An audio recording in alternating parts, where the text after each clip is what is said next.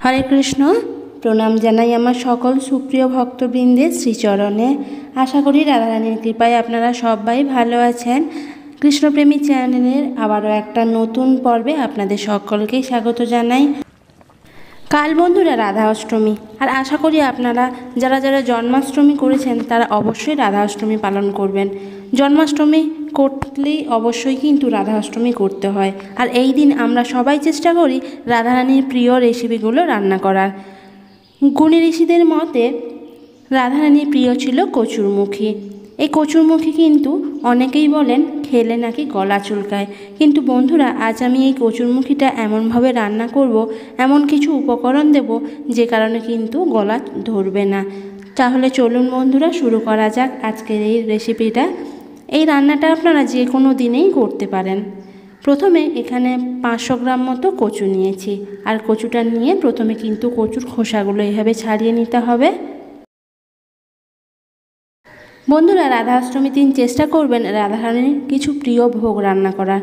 যেমন ধরুন এই কচুরমুখী রাধারানীর খুব প্রিয়, মিষ্টি কুমড়োর কোনো রেসিপি হলে রাধারানীর খুব প্রিয়, বা কোনো মিষ্টি ফল, যেমন ফলের মধ্যে হলো আতা। আতা কিন্তু রাধারানীর খুবই প্রিয়।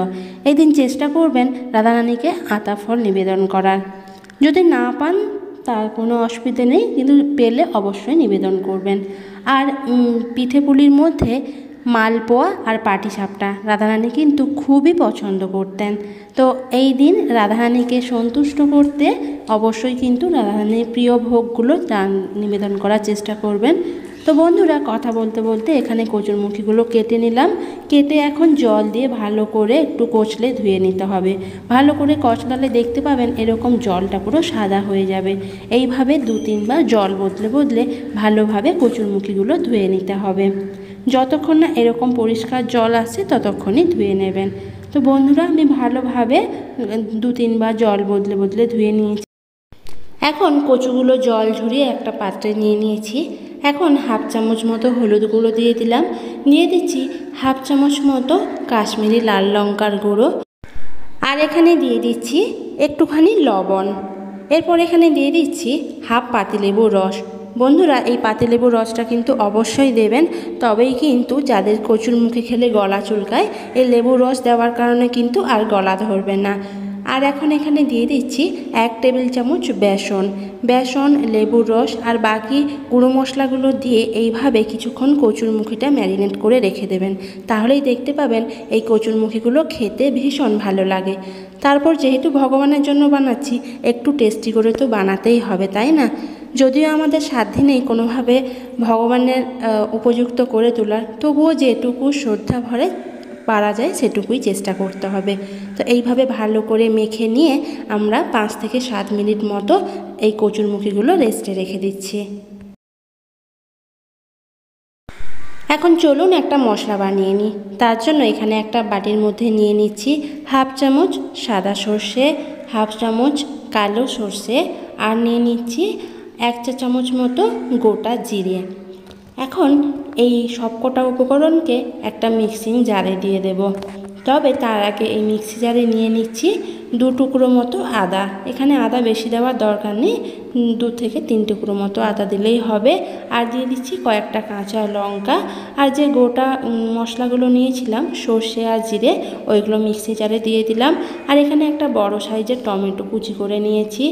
এখন অল্প একটু জল দিয়ে ভালো করে একটা পেস্ট বানিয়ে নেব। বন্ধুরা ভালো করে একবার মিক্সিতে পেস্ট করে নিয়েছি। তবে যাদের কাছে শিলনোড়া থাকবে শিলনোড়া দিয়ে কিন্তু মশলাটা বেটে নিলে পরে শিলনোড়ায় বাটা মশলা কিন্তু টেস্ট অনেক বেশি হয়। যেহেতু আমার কাছে নেই তাই মিক্সিতেই পেস্ট করে নিলাম। এখন চলুন রান্নাটা শুরু করা যাক। তো এদিকে উনুন ধরিয়ে উনুনে একটা কড়াই বসিয়েছি। কড়াটা প্রথমে একটু গরম করে নেব। কড়াটা গরম হয়ে গেলে এখানে দিয়ে দিচ্ছি 2 টেবিল চামচ মতো সর্ষের তেল।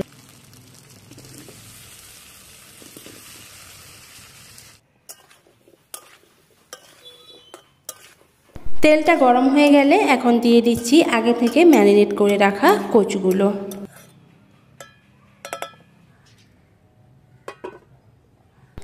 কচুগুলো তেলের মধ্যে দিয়ে ভালো করে একটু মেখে নেব।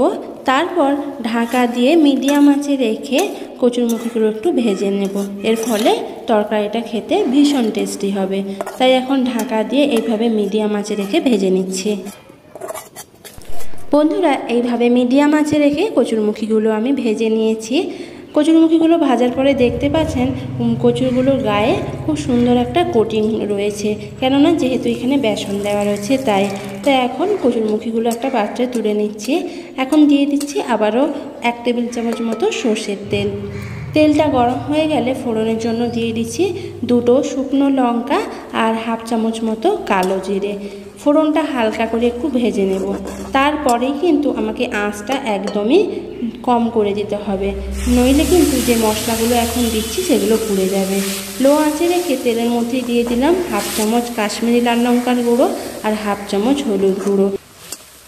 তেলের মধ্যে একটু লঙ্কাগুলো হলুদ গুঁড়ো দিয়ে দেখবেন তরকারির কিন্তু কালারটা খুবই সুন্দর আসে।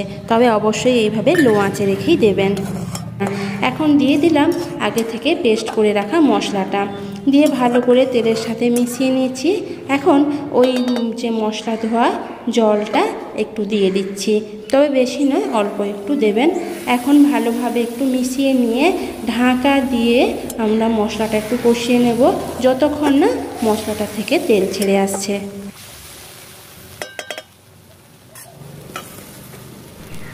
এইভাবে 2 মিনিট মতো ঢাকা দিয়ে রেখে দিয়েছিলাম। আর এখন দেখুন মশলার থেকে কিন্তু খুব সুন্দরভাবে তেল ছেড়ে দিয়েছে।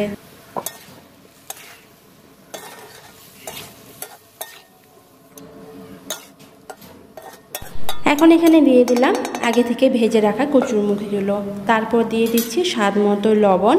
লবণ যেহেতু ম্যারিনেট করার সময় দিয়েছিলাম তাই সেই মতো ভেবেই লবণটা দিতে হবে।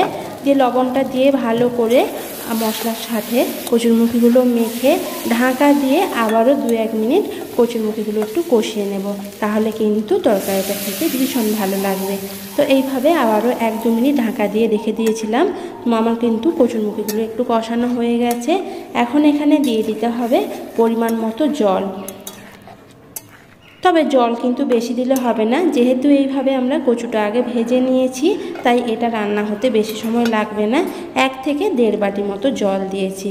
ব্যাস, জলটা দিয়ে ভালো করে একটু মেখে নিয়ে আবারও ঢাকা দিয়ে 5-6 মিনিট মতো একটু ফুটিয়ে নিলেই তরকারিটা আমার একদম রেডি হয়ে যাবে। তাই এখন ঢাকা দিয়ে দিলাম।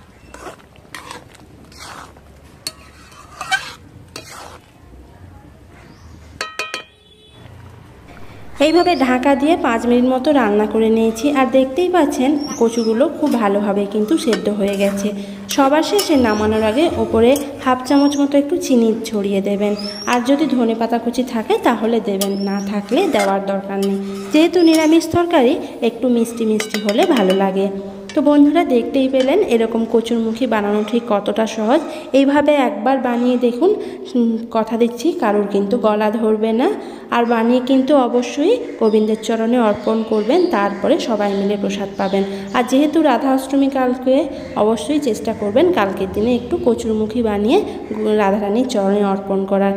তো সবাই ভালো থাকুন, সুস্থ থাকুন। সবার শেষে একটাই অনুরোধ করব, যদি আমার এই প্রসাদের আইটেমগুলো আপনাদের